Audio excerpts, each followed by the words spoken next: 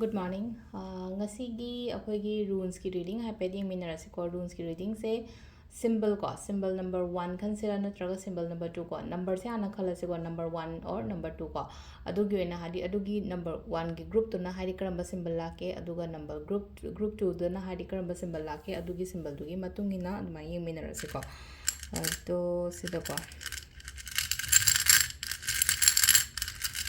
ꯂꯩꯔꯤꯕ crystals ꯉꯩꯁꯤꯗꯒꯤ ꯑꯅꯤ ꯈꯛꯇꯪ ꯂꯧꯊꯣꯛꯀꯦꯀꯣ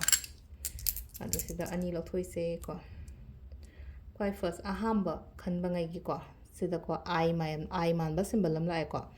ꯑꯗꯨꯒ ꯑꯅꯤꯁꯨꯕꯁꯤꯅꯀꯣ ꯄꯤ ꯃꯥꯟꯕ ꯁꯤꯝꯕꯜ ꯑꯃ ꯂꯥꯛꯑꯦꯀꯣ ꯁꯤ ꯂꯥꯛꯏꯁꯦꯀꯣ ꯑꯗꯣ ꯑꯥꯏ ꯃꯥꯟꯕ ꯑꯃꯅꯦ ꯄꯤ ꯃꯥꯟꯕ ꯑꯃꯅꯦ ꯑꯗꯣ ꯍꯥꯏꯗꯤ ꯁꯤꯁꯤꯅ ꯀꯔꯤ ꯁꯤꯝꯕꯂꯥꯏꯖ ꯇꯧꯔꯤꯅꯣ ꯍꯥꯏꯕꯗꯣ ꯑꯗꯨ ꯌꯦꯡꯃꯤꯟꯅꯔꯁꯦ ꯑꯗꯨ ꯍꯥꯏꯐꯦꯠꯇꯪ ꯍꯥꯏꯖꯔꯛꯑꯒꯦ ꯃꯌꯥꯝꯗ ꯑꯍꯥꯟꯕꯒꯤ ꯁꯤꯝꯕꯜꯁꯦꯀꯣ ꯂꯣꯏꯅ ꯂꯦꯞꯄꯒ ꯂꯩꯕꯒꯤ ꯇꯥꯏꯞꯇ ꯑꯃ ꯇꯧꯋꯦꯀꯣ ꯍꯥꯏꯗꯤ ꯕ꯭ꯂꯣꯀꯦꯖꯦꯁ ꯌꯥꯝꯅ ꯂꯩꯕꯒꯨꯝꯕ ꯑꯗꯨꯃꯥꯏꯅ ꯑꯣꯏꯅ ꯂꯩꯕ ꯑꯗꯨꯒ ꯊꯕꯛ ꯄꯥꯡꯊꯣꯛꯄ ꯉꯝꯗꯕ ꯈꯣꯠꯇꯕ ꯑꯗꯨꯃꯥꯏꯅꯒꯨꯝꯕ ꯂꯩꯕꯗꯣ ꯍꯥꯏꯗꯤ ꯀꯣꯟꯁꯦꯟꯇ꯭ꯔꯦꯠ ꯇꯧꯕ ꯉꯝꯗꯕ ꯊꯕꯛꯇꯀꯣ ꯄꯣꯠꯁꯤꯡꯁꯦ ꯂꯣꯏꯅ ꯍꯥꯏꯗꯤ ꯐ꯭रीꯖ ꯇꯧꯔꯒ ꯂꯩꯕꯒꯤ ꯇꯥꯏꯞꯇ ꯇꯧꯋꯦꯕ ꯍꯥꯏꯗꯤ ꯍꯧꯖꯤꯛꯁꯦꯀꯣ ꯍꯥꯏꯗꯤ ꯄꯣꯠꯁꯤꯡꯁꯦ ꯂꯣꯏꯅ ꯐ꯭रीꯖ ꯇꯧꯔꯒ ꯂꯩꯕ ꯇꯥꯏꯞꯇ ꯇꯧꯋꯦ ꯍꯥꯏꯗꯤ ꯂꯦꯞꯄꯒ ꯂꯣꯏꯅꯃꯛ ꯂꯩꯕ ꯍꯥꯏꯇꯥꯔꯦꯀꯣ ꯁ꯭ꯇꯛ ꯇꯧꯔꯒ ꯂꯩꯕ ꯍꯥꯏꯗꯤ ꯏꯚꯟ ꯍꯥꯏꯇꯥꯔꯦꯀꯣ ꯏꯃꯣꯁꯅꯦꯜ ꯕ꯭ꯂꯣꯀꯦꯖ ꯐꯥꯎꯕ ꯂꯩꯌꯦꯕꯀꯣ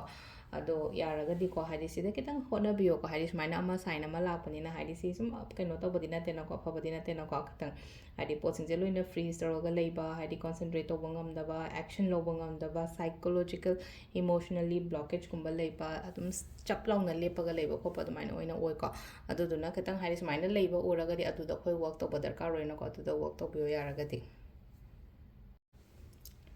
ꯑꯗꯨꯒ ꯅꯝꯕꯔ 2ꯒꯤꯀꯣ ꯍꯥꯏꯗꯤ ꯄꯤ ꯃꯥꯟꯕ ꯁꯤꯝꯕꯜ ꯑꯃ ꯂꯥꯛꯏꯁꯤꯅ ꯀꯩꯅꯣ ꯍꯥꯏꯕ ꯃꯇꯝꯁꯤꯗ ꯈꯤꯇꯪ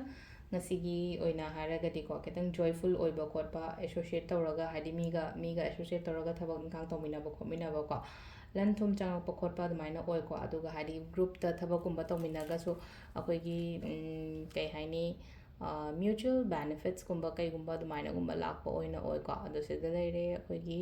ꯉꯁꯤꯒꯤ ꯑꯣꯏꯅ ꯔꯨꯟꯁꯀꯤ ꯔꯤꯗꯤꯡꯁꯦ ꯃꯌꯥꯝ ꯊꯦꯡꯛ ꯌꯨ